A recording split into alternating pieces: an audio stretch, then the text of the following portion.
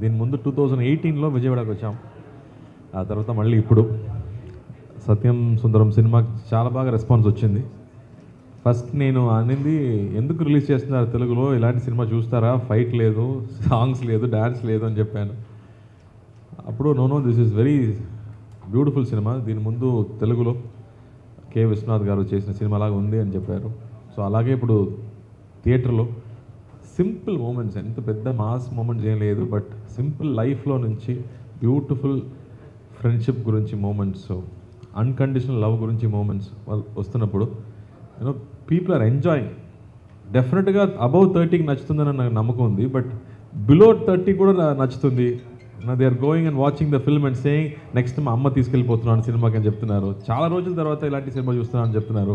Press వాళ్ళు హైదరాబాద్లో 15 years తర్వాత ఇలాంటి సినిమా చూస్తున్నాను అని చెప్తున్నారు. సో ఆ స్క్రిప్ట్ మా డైరెక్టర్ ఇచ్చినప్పుడు నాకు అంత ఆనందం వచ్చింది. అలాంటి ఒక ఫీలింగ్ మీకు కూడా రావాలని ఈ సినిమా ఒప్పుకుంటూ నేను చేశాను. సో ఈరోజు అందరూ సినిమా గురించి మాట్లాడుతున్నారు, ఆర్టికల్స్ రాస్తున్నారు, కాబట్టి I think I very very happy. Thanks to Rocky. I think ఆ తెలుగు వర్షన్ చాలా బాగా చేశారు, డైలాగ్స్ బ్యూటిఫుల్గా ఈ అడాప్టెడ్ టు దిస్. అండ్ ఆ స్క్రిప్ట్ ఇప్పుడు కథ గుంటూరులో జరుగుతుంది కాబట్టి I think everybody is connecting.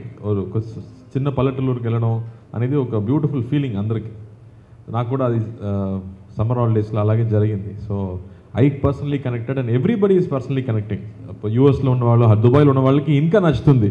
అయ్యో మిస్ చేస్తున్నాను మా ఊరు, మా రిలేటివ్స్ అని మాట్లాడుతున్నారు. So very very happy with the feedback and result. So ఇక్కడ వచ్చింది థియేటర్కి వెళ్ళాలి, అందరికి థ్యాంక్స్ చెప్పాలి, అందుకే ఇక్కడ వచ్చాము. So thank you press and media friends కూడా మీ ఫీడ్బ్యాక్కి, మీ లవ్ అండ్ అఫెక్షన్కి చాలా థ్యాంక్స్ అండి. నెక్స్ట్ బాబాతి అని ఒక సినిమా రెడీ, ఆ తర్వాత సర్దార్ 2 ఉంది, అండ్ దెన్ ఖైదీ 2 ఉంది.